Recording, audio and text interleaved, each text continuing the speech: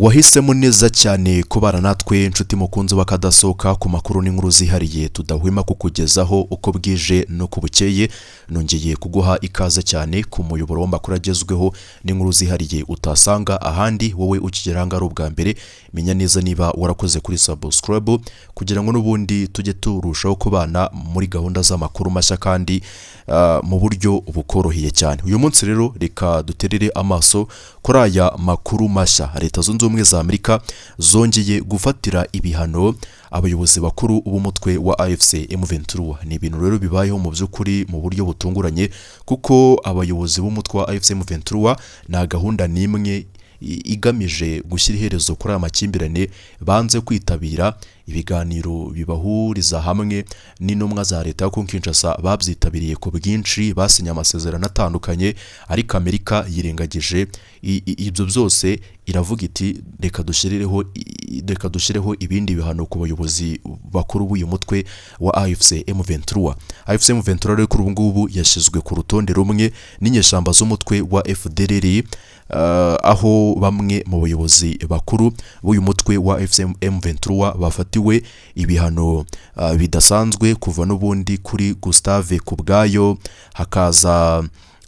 hakaza ba John Imani Nzenze, ba Sultani Makenga n'abandi batandukanye n'ubundi babarizwa muri uyu mutwe wa AFC M23 bashyiriweho ibihano bishya n'ubuyobozi bwa Leta Zunze Ubumwe za Amerika. N'ubundi ibi bihano byafashwe n'ishami rya Leta Zunze Ubumwe za Amerika rishinzwe imari binyuze mu rwego rwayo rushinzwe kugenzura umutungo w'abafatiwe ibihano ari wo OFAC. Rero ibi bihano Leta Zunze Ubumwe za Amerika mu kugira icyo babitangazaho mu buryo burambuye babinyujije ku mbuga zayo zitandukanye, yaba ku mbuga za ambasade zayo ndetse n'urubuga n'ubundi rwa Leta Zunze Ubumwe za Amerika rushinzwe imari. Reka ibi byose rero tubyinjiremo mu buryo butandukanye twifashishije iyi nyandiko bagiye bashyira ku mbuga zabo. Iyi ngiyi n'ubundi niyo igaragaza ingingo ku yindi byinshi kuri ibi bihano. Amakuru n'ubundi ukeneye kumenya akubiye muri iyi nyandiko. Wenda ku bantu bifuza kuza gusoma iyo nyandiko ubwabo atari nje uyibasomeye, muraza kwifashisha linki ndi bushyire muri komenti hasi muri iyi video. Komenti ya mbere muri buboneho n'ubundi niyo muri buze gufungura ikabageza kuri urwo rubuga ruriho amakuru menshi atandukanye kuri ibyo bihano bishya Leta Zunze Ubumwe za Amerika zashyiriyeho abayobozi bakuru b'umutwe wa AFC M23. Impamvu y'ibi byose rero reka tuyirebere hamwe, kuko ibi byose bibayeho mu gihe intambara igikomeje kubaho mu buryo bukomeye cyane. Impande zombi ziracyahanganye, ni imirwano imaze ibyumweru birenga 2 ihanganishije impande zombi. Ni byinshi n'ubundi byangirikiye muri iyi ntambara, abaturage barushijeho gukomeza guhunga. Ibi kandi byaje neza cyane bihura n'icyorezo cya Ebola nacyo gikomeje rwose guhitana ubuzima bwa benshi. Kuri subscribe niba uri mushya hano, niyo nkunga uri bube uduhaye. Natwe rwose ntituzigira tugutenguha mu kuguha amakuru yizewe ndetse n'izindi nkuru utasanga ahandi. Mbahaye ikaze. N'ubundi nk'uko natangiye mbibabwira, reka iyi nyandiko ariyo duheraho nyibasomere mu rurimi rw'Ikinyarwanda n'ubundi ubashe gusobanukirwa ibikubiyemo gatanu kuri kagenzi kako. Amerika yafatiye ibihano abayobozi b'inyeshyamba bakomeje guteza umutekano muke muri Repubulika Iharanira Demokarasi ya Kongo. Washington uyu munsi, ishami rya Leta Zunze Ubumwe za Amerika rishinzwe imari binyuze mu rwego rwayo rushinzwe kugenzura umutungo w'abafatiwe ibihano OFAC, ryafatiye ibihano bamwe mu bayobozi b'imitwe yitwaje intwaro ariyo FDLR na M23. FDLR na M23 ni imitwe yitwaje intwaro yamaze gushyirwa ku rutonde rw'imitwe y'iterabwoba na Amerika ndetse n'umuryango w'abibumbye ONU, ikorera mu burasirazuba bwa Kongo. Ikaba ifite amateka maremare maremare y'ihohoterwa rikabije ry'uburenganzira bwa muntu ndetse no guhungabanya umutekano w'akarere. Iyi mitwe yombi yigaruriye uduce tumwe na tumwe ku ngufu, ikica abasivile ndetse igakomeza guteza umutekano muke mu burasirazuba bwa Kongo. Ibihano byafatiwe Gustave Kubwayo uyobora ishami ry'ubutasi n'ibikorwa byihariye muri FDLR ndetse na John Imani Nzenze umwe mu bayobozi ba M23 ushinzwe ubutasi. Aba bombi bayobora ibikorwa by'imitwe igamije guhungabanya ituze mu burasirazuba bwa Kongo. Umunyamabanga wa leta ushinzwe imari muri Amerika Scott Bessent yavuze ko Perezida Donald Trump yashimangiye ko hakenewe igisubizo cyihutirwa ku ntambara ikomeje kubera mu burasirazuba bwa Kongo kandi ko Amerika yiyemeje gushyigikira amahoro n'iterambere mu karere.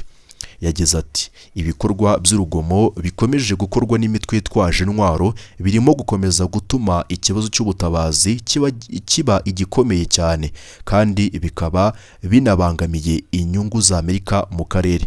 Ibi bihano bigamije gushyigikira igisubizo kirambye cyazana amahoro no guhagarika amaraso ari kumeneka.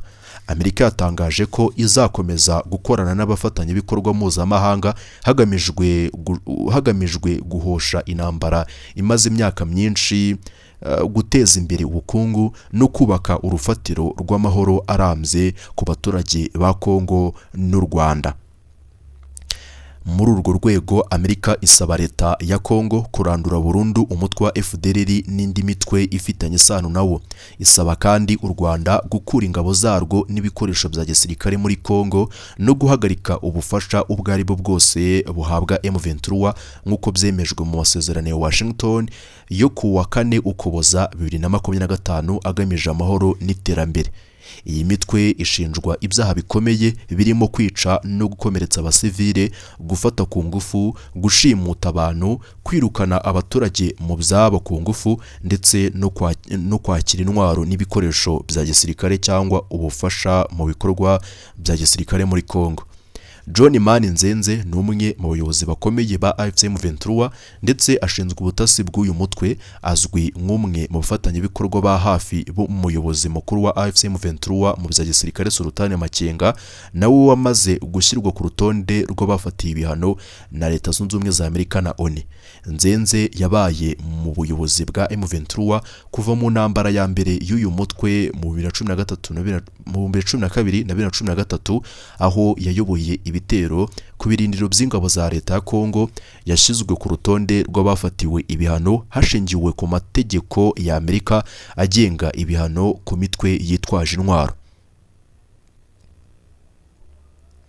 Rero nk'uko ubyumva, iyo niyo nyandiko n'ubundi Leta Zunze Ubumwe za Amerika zashize hanze igaragaza byinshi kuri ibi bihano.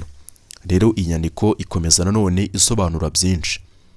Kubera ibi bihano, umutungo wose w'abantu uri muri Amerika cyangwa ugenzurwa n'abanyamerika urahagaritswe, muri make wafatiriwe. Ibigo byose bifiteho imigabane irenga 50 n'aba bantu nabyo bifatwa nk'ibyafatiwe ibihano. Abanyamerika n'abandi bose bakorera muri Amerika babujijwe kugirana nabo ubucuruzi cyangwa se imikoranire iyo ari yo yose. Abica aya mabwiriza rero nanone bashobora guhanishwa ibihano bikomeye by'amafaranga cyangwa se ibyaha mpanabyaha. Nanone ibigo by'imari cyangwa abantu bakorana n'aba bantu bashobora nabo gushyirwa mu kaga no gufatirwa ibihano. Abantu rero batanga amakuru cyangwa se kubarenga ku bihano bashobora guhabwa ibihembo niba ayo makuru atumye habaho igihano kirenze $1,000,000 y'amadolari y'Amerika. Rero intego y'ibi byose nta yindi nuko Amerika ivuga ko intego y'ibihano atari uguhana gusa, ahubwo ari uguhindura imyitwarire y'abafatiwe ibyo bihano kugira ngo n'ubundi habeho amahoro arambye. Rero ayo niyo makuru n'ubundi y'ingenzi wamenya ku bigendanye n'ibi bihano. Rero mu by'ukuri bijyanye n'umwuka ukomeje n'ubundi kuzamuka mu karere ka Afurika y'Uburasirazuba cyane cyane hagati ya Kongo u Rwanda. Amerika yasobanuye neza ko Kongo igomba kurandura FDLR, u Rwanda rugomba gukura ingabo zarwo muri Kongo no guhagarika gufasha M23. ibyo zose n'ubundi byashingiwe ku masezerano ya Washington yo mu Ukuboza 2025. Ariko nk'uko mubizi u Rwanda rwanze gushyira mu bikorwa ibyo rwemereye muri ariya masezerano ya Washington. Impamvu nta yindi nuko rwavuze ko rutakuraho ingamba z'ubwirinzi u Rwanda rwashyizeho n'ubundi bitewe no kuba umutwe wa FDLR ukiriho kandi Repubulika ya Demokarasi ya Kongo Kinshasa itifuza gusenya uyu mutwe ngo yubahirize ibyo yasabwe uko bikwiye. Kugeza rero magingo aya ibyari kandi kidashidikanywaho nuko Leta Zunze Ubumwe za Amerika ibi bihano rwose bafatiye abarwanyi b'umutwe wa AFC M23 bizira ko hari impinduka ziri buze kugaragara kubera cyangwa se hari impinduka ziri buze kubaho